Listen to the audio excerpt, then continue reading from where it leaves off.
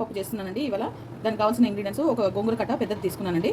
ఇలా ఒలుసుకున్నాను. పెసరపప్పు వేసి వండుతున్నానండి. ఈ కప్పుతో సగం కప్పు పెసరపప్పు తీసుకున్నాను. ఇది కడిగాను 2 సార్లు. కడిగి ఇప్పుడు వేసుకుంటున్నాను పెసరపప్పు. ఇప్పుడు ఒక కప్పు వాటర్ పోసుకుంటున్నాను. దీంట్లో ఒక కప్పున్నర పోసుకోవాలండి. కప్పున్నర పోసుకొని పొయ్యి మీద పెట్టుకోవాలి. ఇలాగే సగం చెంచా పసుపు వేసుకుంటున్నానండి. ఒక చెంచాన్నర ఉప్పు వేసుకుంటున్నాను. ఇలా కలుపుకొని ఉడకనివ్వాలి బాగా. పప్పు ఉడికిపోయిందండి. దీంట్లో పచ్చిమిర్చి పేస్ట్ వేసుకోవాలి. పచ్చిమిర్చి పేస్ట్ చేసుకొని ఒక 5 మినిట్స్ ఉంచి పచ్చిమిర్చి పేస్ట్ వేసుకొని బాగా తీసుకోవాలి.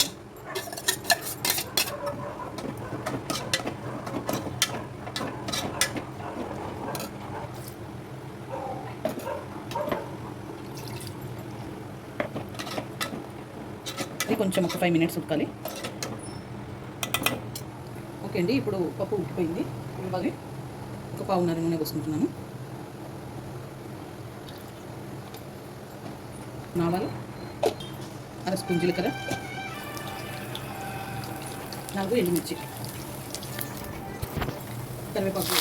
ఇది పప్పు కొంచెం రుబ్బుకోవాలండి. ఇలా బాగా దీంట్లో వేసేసేయాలి.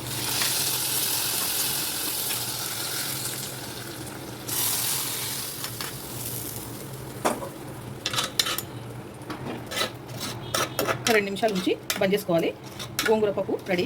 ఈ వీడియో కనుక నచ్చితే లైక్ చేయండి, షేర్ చేయండి, కామెంట్ చేయండి, సబ్స్క్రైబ్ చేయండి. చాలా బాగుంటుంది. జొన్న రొట్టెకి కానీ, చపాతీకి కానీ, రైస్కి కానీ చాలా బాగుంటుంది.